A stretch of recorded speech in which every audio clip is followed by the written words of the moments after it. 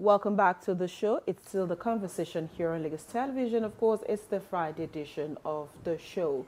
Every June 19 is marked as World Sickle Cell Day.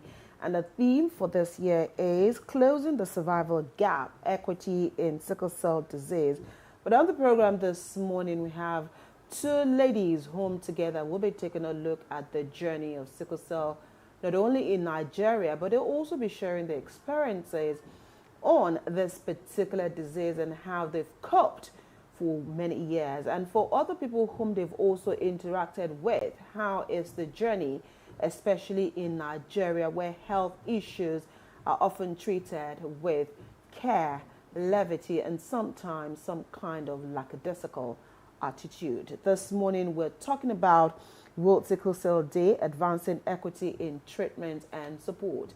And we're glad to have in the studio this morning. She's a woman of many parts.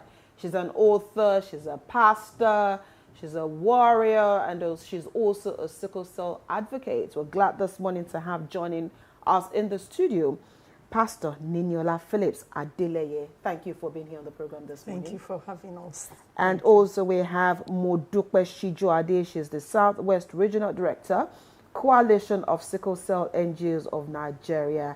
Modupe, thank you for being here this morning. Thank you. I'm glad to be here as well. Let's start with Mrs. Phillips here. You'll be 60 in 63. August. 63 in August.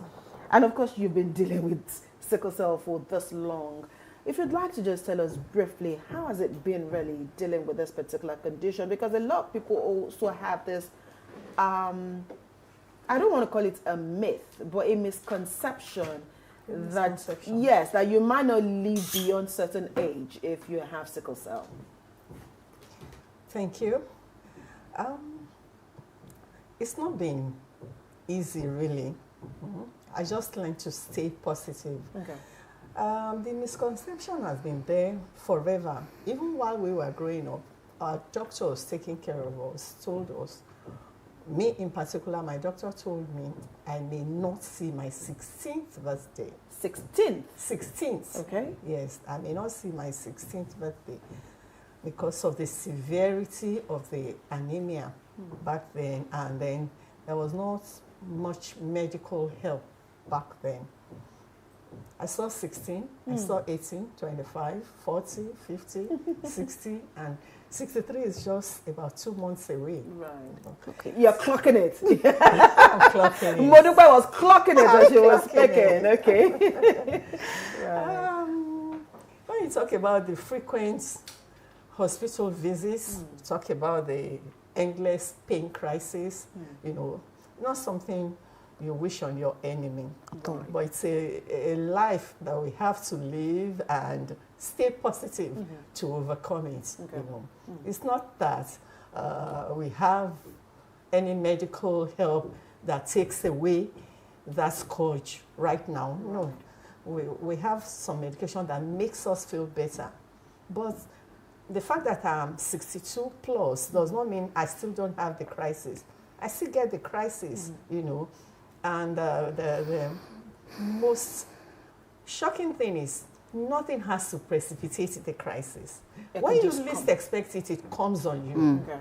If no matter how careful you've been about your diet, about your lifestyle, about, you know, every other thing, if the crisis would come, it would come. It will come. You know. Okay. Let's come to you, Modupe. And then I'm just going to shift a bit away from her experience and then come to you. Now, I know that maybe because she said her doctor even told her that she might not live past 16 at that particular point in time, but she'll be 63. So let's look at, you know, when she was growing up and now, what has changed in terms of awareness, in terms of maybe, again, how doctors relate with people living with sickle cell or living with anemia, and the kind of, you know, relationship that exists. Would you say that things are better now? Well, I will not absolutely agree that things are better. Okay. Because, yes, there's just a bit of difference. Because even some of the innovations that are out there for sickle cell relief, you know, bone marrow transplants, hydroxyurea medication, it's not available to everybody out there. You mean it's not affordable? It's not affordable. For hydroxyurea, it's not absolutely very affordable for the regular sickle cell warrior out there. You are to use hydroxyurea to help you, you know, curb some of the number of times you have crisis in it. Yes, that's a medication. And it costs about 6,000 naira for 500 milligram in a, so for 500 milligram in a month. So if you are placed on 1,500 milligram, you know, that means you are using 18,000 naira just for hydroxyurea alone. In a month? Yes, in a month. And that's quite expensive, you know, for that average Nigerian child. Right. I'm working, but then my salary is not enough to take care of my medical health. So it's, we're not there yet. We're not yes, there yet. And that's what we're fighting for at the coalition level. We have a work tomorrow to push for policies, to push for actions that will bring about equity, you know, to that average Nigerian child, from somebody who lives in Port Harcourt or Lagos or Maiduguri or Ikperindo, you know, to ensure that everybody has good access, you know, to good medical care in Nigeria. Yes, the work will be taking place in 5 different states. We'll talk about the work great. You know, before this program ends. But again, because we're talking about accessibility, we're talking about medication, which again might not be readily affordable to an average Nigerian out there. But again, let's come back to this issue, and let's talk about the awareness. The awareness. Right. So are parents becoming more aware that they also can prevent, you know, their children from coming down, you know, and then, because I know that, you know, now issues around screening before marriages are becoming more prevalent. A lot of people are now becoming aware that, you know what, carriers should not get married. But some people still do it by faith and say, well, we believe, and because you're a pastor. So let's take it from that angle, because sometimes we tend to want to put religion into everything. So let's take it from that angle. Is it something that, you know, people should apply faith into, or just, you know, let us go our separate ways and just allow for these things? We can minimize it from happening if we are sensible enough. Let's take it from that aspect. Let me start from, you know, the religious aspect. You know, trying to go into a relationship with somebody that you are not compatible with in your genotype.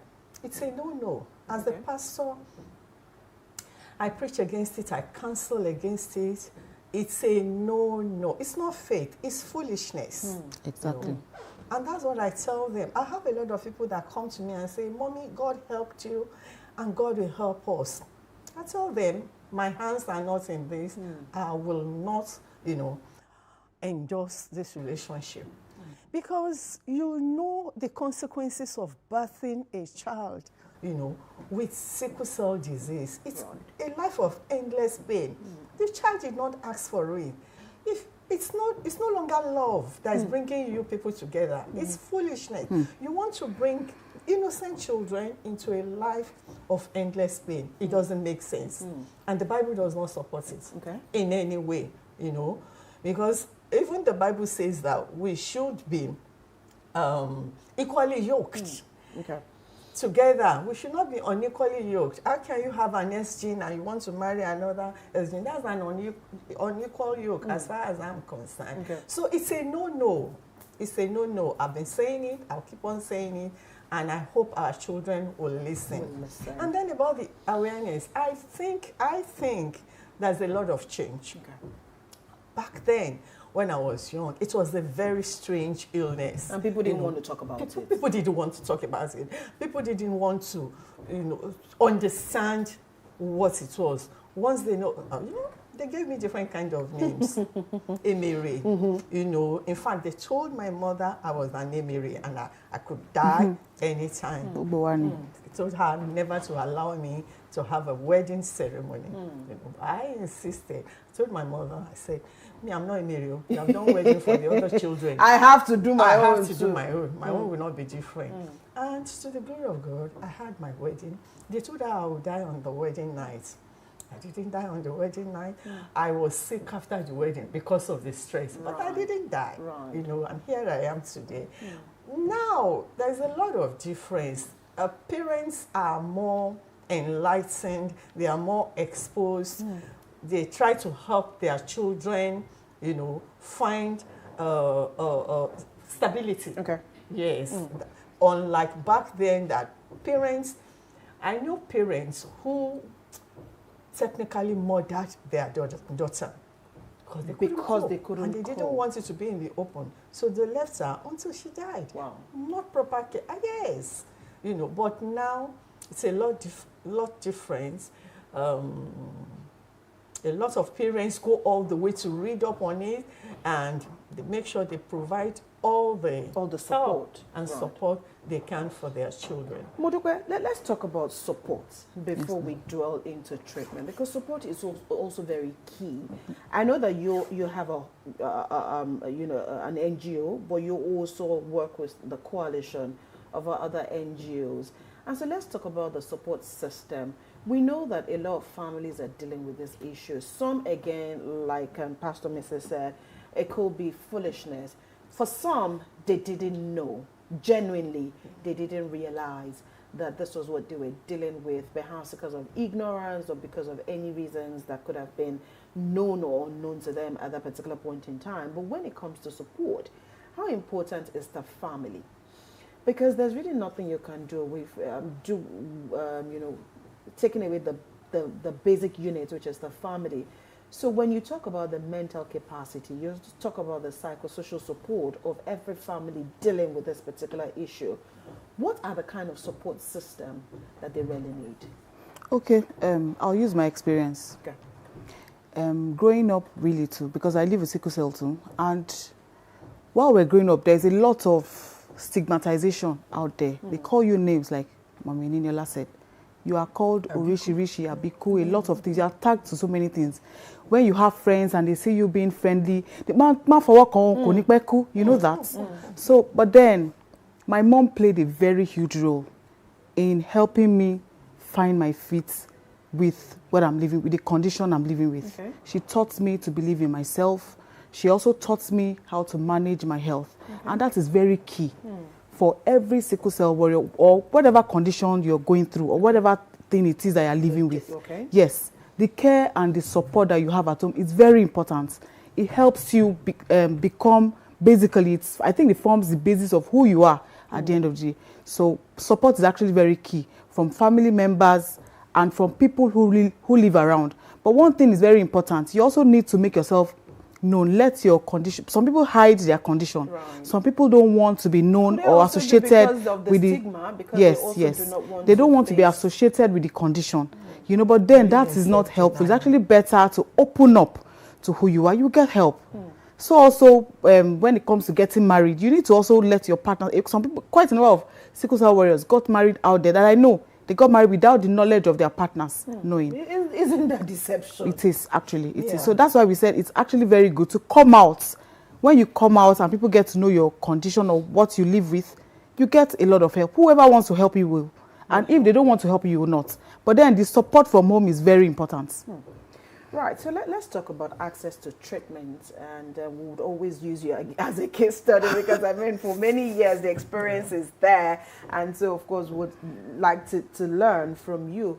What are some of the barriers that, you know, the health sector has presented over the years? Modukwe said earlier that medication is not as affordable as one would think, especially now that things are even more expensive. But if you catalog it from over the years, how has it really been when it comes to access to treatment? And would you say that there is better doctor-to-patient relationship now than it was in years past? Well, I don't think so. One thing we've been canvassing for over the years is that we need our government to be more proactive to the treatment of people with sickle cell anemia. Like she said, you know, she just mentioned hydroxyurea. Hydroxyurea is just one of the necessary medications. And it's not affordable to the average sickle cell patient. You know, we want them, you know, we want the government to give us subsidized treatment if they cannot make it totally free for us. I belong to a group of sickle cell people, over 1,000 of us. You have to be there to see the pain and agony that these children go through. One of the complications of sickle cell disease is leg ulcer. Very difficult to treat, you know. They don't have money. Even the bandages to dress it is a lot of money for them. We are looking for a situation where they can walk into the clinics and get their bandages free and get free dressing and things like that. You know, that will make life better for them. You know. We have a long way to go, you know, with getting help for us, for our medication, for getting help for us health-wise. Our tests cost so much. We must do the annual health check to check our kidneys, because sickle cell disease affects the organs. Right. It attacks the organs. So yearly we must check our kidneys, check our lungs, check our hearts. You know what these things cost. You know, how many people do the test? Only very few people. So in Nigeria today, it's only the children of the average people, you know, that have access to adequate medical care. Right. A lot of us are languishing, you know, and they've turned us to beggars. Because these people, when they can't afford, they beg, they ask for people, and the stigmatization that sicklers are beggars is there already, you know. That's a whole lot. So Mudupe, when it comes to, I'd like you to pick it from where Madam Ninila stopped. When it comes to access to treatment, like she said, it's not quite affordable, is not easily accessible. Do we have dedicated doctors who treat warriors, or are warriors treated by every doctor? And what has it been like, you know, when you go to the hospital? Do you get emergency care like you should, or are people just, you know, treated just anyhow when it comes to accessing medical care? Okay, first and foremost, they are specialized doctors. They are called hematologists. Okay, hematologists are the blood doctors? Yes, they're blood doctors, okay, so exactly. they are the ones dedicated to treating sickle cell, or to manage sickle cell. Okay. And they are not much in the country. So there's even a problem there. They're very limited, exactly. Okay. You can only even find them in teaching hospitals. Exactly. You can't go to just walk into a general hospital, just any general hospital, and find them, or private hospital. They are very rare to find. That's one. And then their treatments, or it's not affordable. Even within teaching hospitals, you can only find maybe one hematologist handling the whole hospital, or the patients who come in. So, you know, we still have a long way to go. A long way to go. So let me still stay with you and then talk about children who are dealing with this condition. And we know that this can actually be difficult for their parents, because again, sometimes it can also be quite frustrating when you need to carry your child, you know, to and fro the hospital.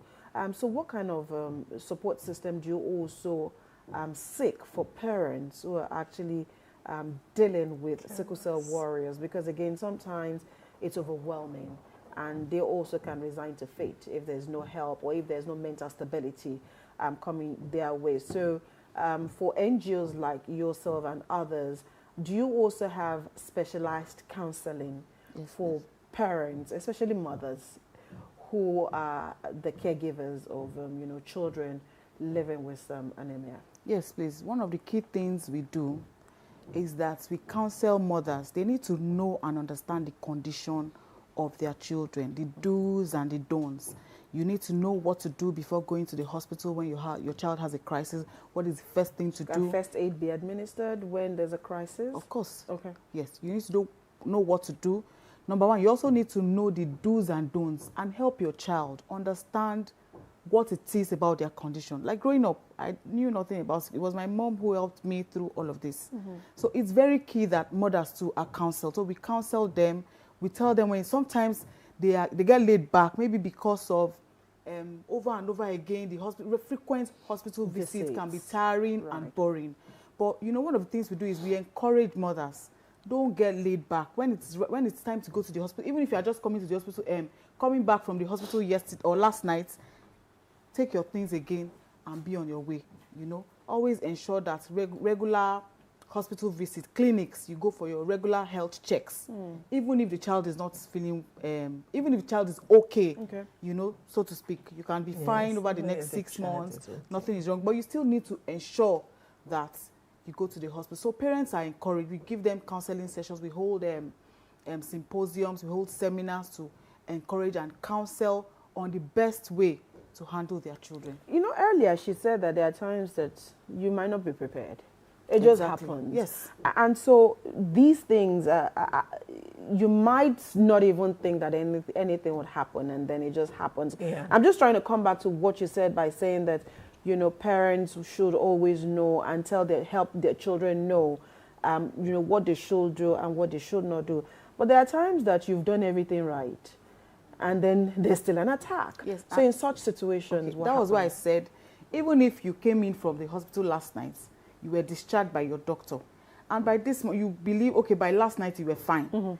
This morning, Friday morning, you're feeling somehow. You know, most mothers will want to be laid back, and not knowing that might be a condition where you actually need to be go proactive. back. Yes, go back to the hospital, because sickle cell, really, like she said, you'll be fine today. The next minute, anything down. can happen. Exactly. So parents need to understand this about their children and not be tired. Okay. Yes. Do you outgrow this? Outgrow not necessarily. Outgrow not necessarily meaning that, you know, I'm no longer a carrier, but outgrow in terms of as you age. Are the pains better? Is it easier? Again, because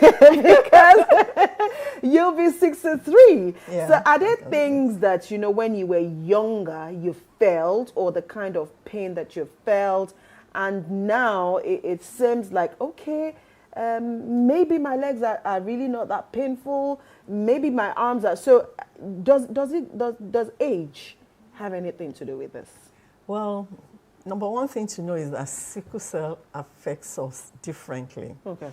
But then the episodes of pain crisis reduce with age. Okay. Not because age is an advantage, but because now the patient knows how to manage, deal with the situation herself, okay. him or herself. So the pains get better. But there are some other complications that come with age, which I was just discussing with Modupe frequently. There's retinal detachments, you know. Some people go blind. There's hearing loss. I told you yes, you that did. you just have to speak up for me. Right. Hearing loss is a complication in the elderly with sickle cell. There are so many other things we have to deal with, like our organs. Even people that don't have sickle cell disease, once they are above 60, heart conditions, lung conditions. Right. So all those things present in the elderlies, you know. But not that we don't have the pains. Okay. Like I said, this is, we are in the cold weather.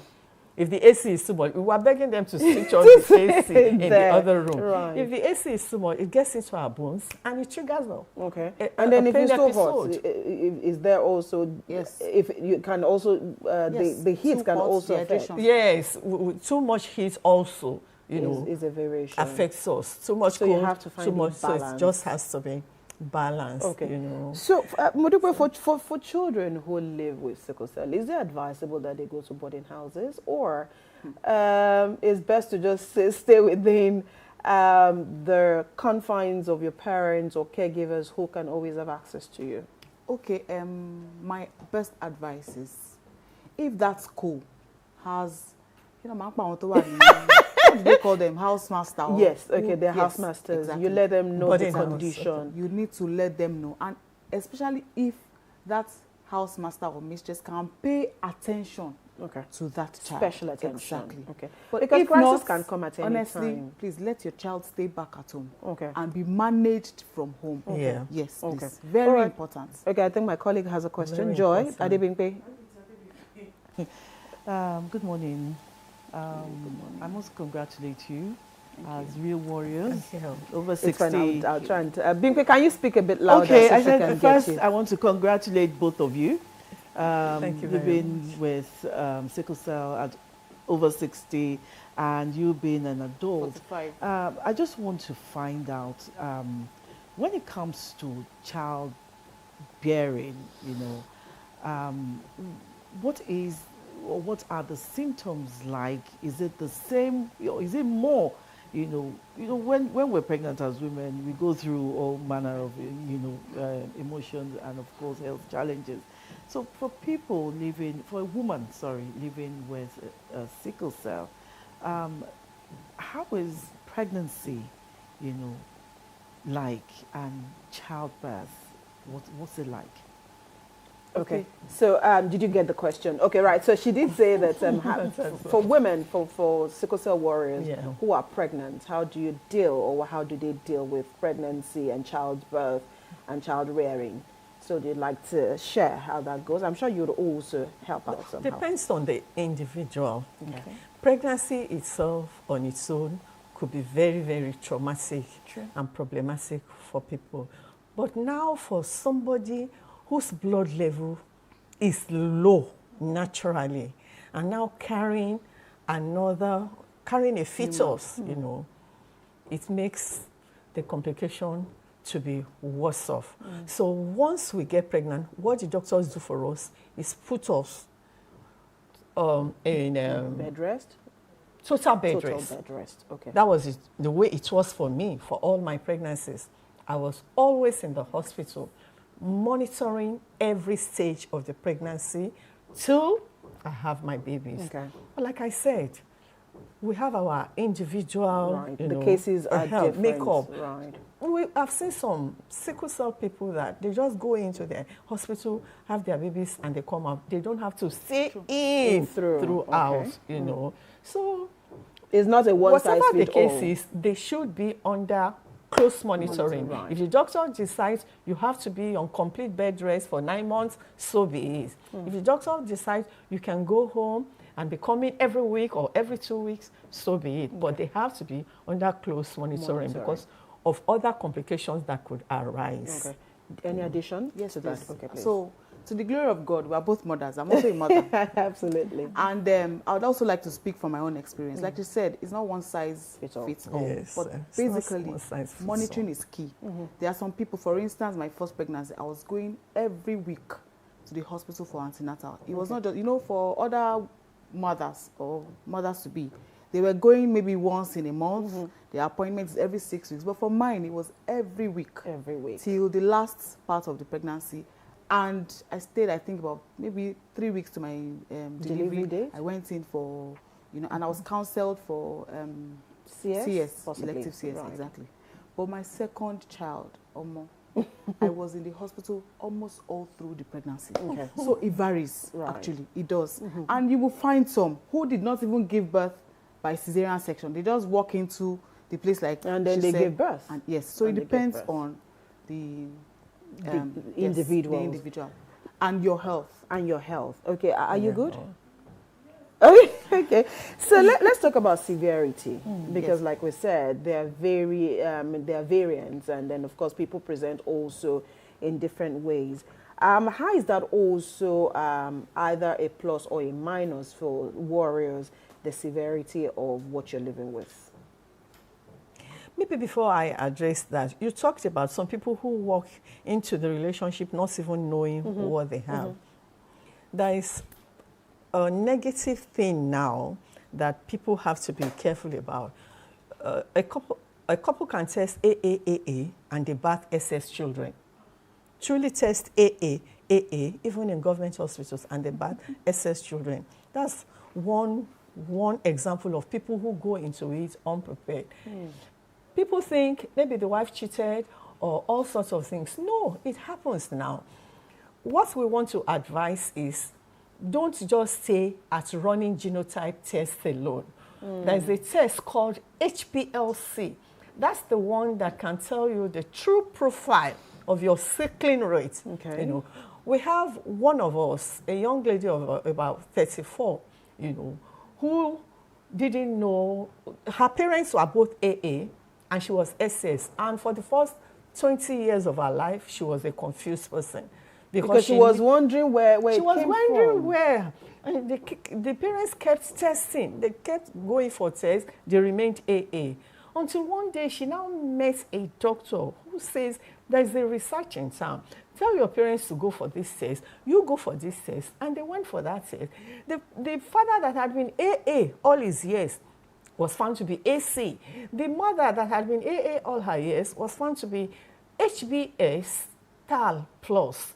That's another variant of sickle cell disease. HBS TAL plus. You know, that's where she got her HBSS from. Wow. You know, meanwhile, all their lives, prophets and pastors have confused them, saying spiritual change, whatever, you know.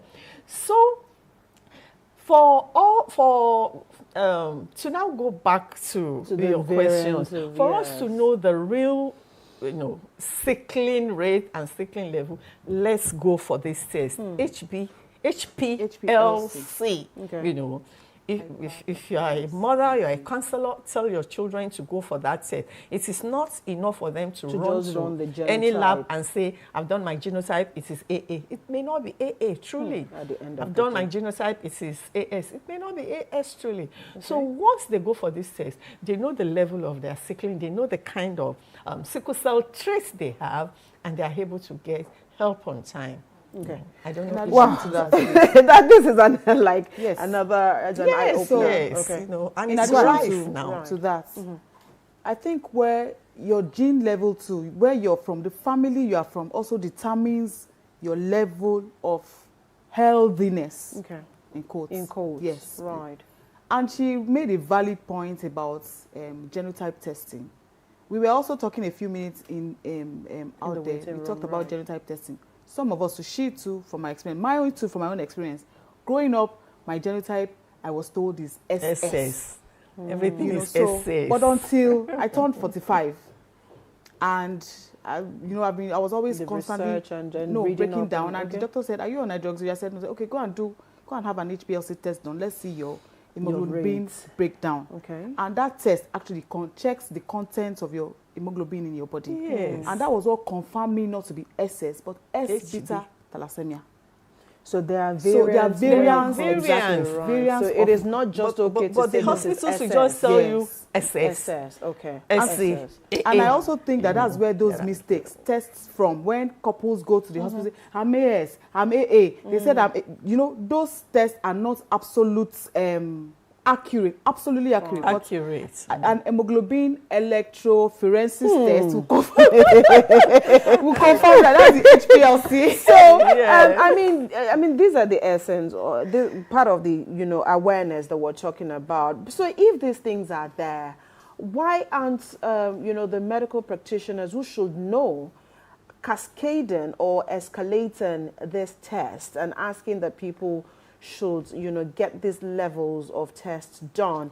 Again, if there should be criteria for running tests, should we begin to ensure that all of these breakdown are performed or are carried out before we actually say that this person is a carrier, or this person is an SS, or this person is an HCS, like you've said it, and not just assume that this person is a carrier? So your coalition of NGOs dealing with situations like this, are you also looking at escalating these test levels to ensure that at least more people are aware? That's part of what we're calling for, because I feel like this HPLC test is a new innovation. It's a modern exactly. Right. So it's a more recent research. Right. So and it gives you clarity as to what your genotype is. Is this also available in every lab, or are they specialized? No, yes. Only high-tech labs. And I'm sure they're also not very affordable. Exactly. Only high-tech labs. So again, a lot of regular checks. So a lot of people might also want to run away from it because it's also super expensive at the moment. But it's very necessary. Yes, it is. It is very absolutely necessary. As we wrap up this conversation this morning, we do know that maybe the next time we'll talk about this will be another June 19, 2027. Maybe. Possibly.